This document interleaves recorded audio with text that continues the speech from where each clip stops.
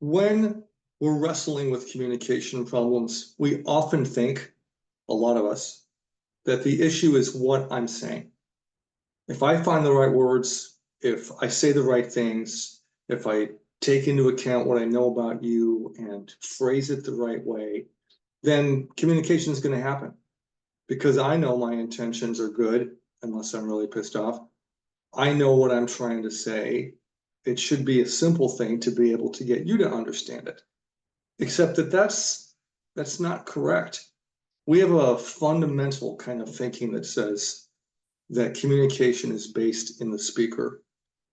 But the problem is communication is based in the listener.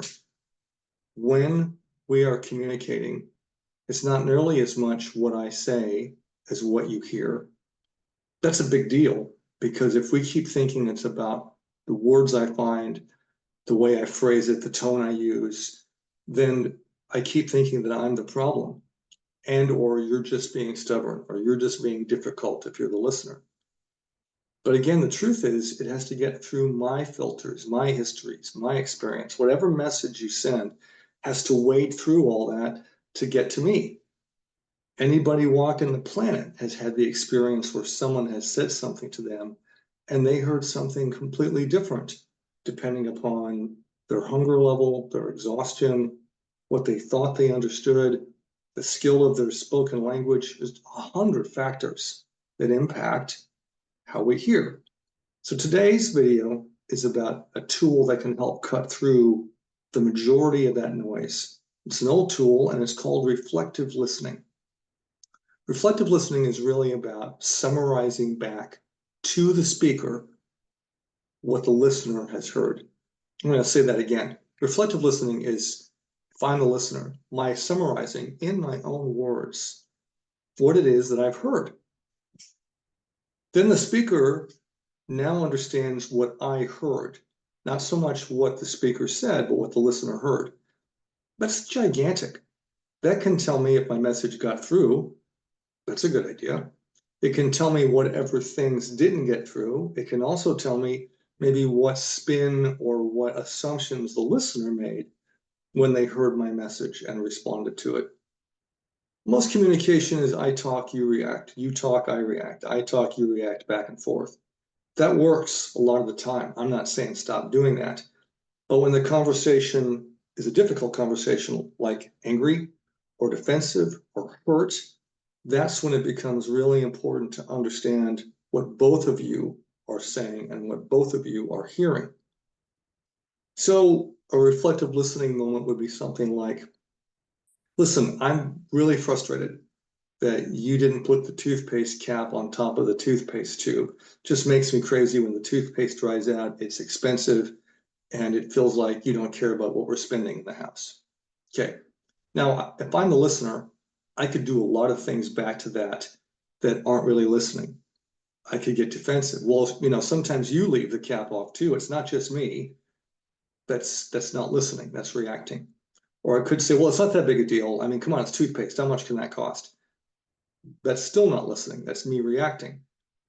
Or I could go, okay, so if I'm hearing you right, you're irritated because I'm not paying attention to something as simple and basic as putting the toothpaste cap on the toothpaste tube. Boom. Now what I've done is summarize. That's a pretty minor example, and probably you don't need to use reflective listening for that. But if we're talking about hurt feelings, if we're talking about frustrations about major issues like finances, or the level of sex we have in our lives, or dealing with our grandparents, or whatever it is, at the end of the day, reflective listening is what makes it possible to get around those difficult topics and be able to communicate with each other. Understand that the mission is for the listener to summarize. It's not about the speaker having to find different words every time. It's about the speaker sending the message and the listener summarizes. Then the speaker either says, yep, that's what I said, or, well, you got this much right and you missed a piece. And then they summarize the missed piece for the listener, and the listener summarizes just the part they missed. I want to say that again. Speaker talks, listener summarizes. Either the speaker says thumbs up, or Okay, you got this much right, but you didn't get this part. And the listener goes again for the part they missed. And you continue that process until the speaker says, yep, that's what I'm saying, we're good. That's reflective listening. Definitely not rocket science, but definitely a fundamental skill in helping two people talk, especially about difficult topics, difficult situations, backed up feelings, old frustrations, etc. Something seems to happen for human beings when we get hurt. There's something profound psychologically and physically. I may launch into that discussion in another video, but the summary statement for that here is I fundamentally change when I feel fundamentally heard. People usually begin to stand down if they're defensive. People usually begin to relax out of anger, frustration, if they feel the other person was really making an effort to listen. And that's one of the things reflective listening does. It signals clearly that the listener is making an effort to understand the speaker. That's a big deal.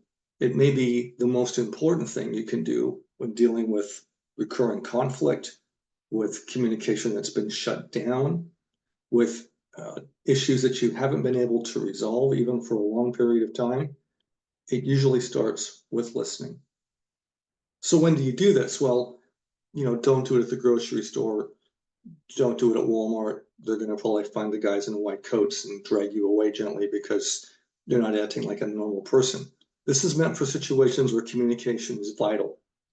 So I'm angry as a speaker, or you're angry as a listener.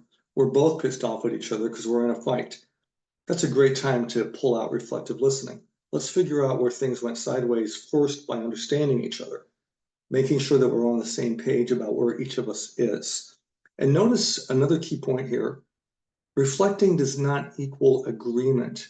Just because I've summarized something back to you doesn't mean necessarily that I agree with you yet.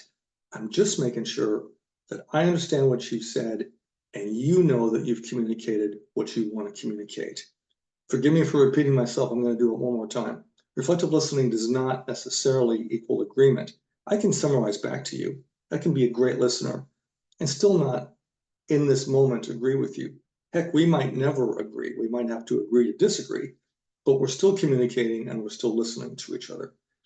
Not to mention that agreement's a heck of a lot more likely if we're on the same page about the conversation we're having. Summary statement. Reflective listening is about making the effort to confirm to the speaker, as the listener, what I heard. And the person that gets to decide whether or not they've been heard is the speaker. I might think I've done a bang-up job of summarizing what you said, but I can't say that, and I don't know that until you as the speaker say, yeah, that's what I'm saying. Or, well, you got a part of it. Or even sometimes, you know what? No, that's not at all what I'm saying. Let's do it again.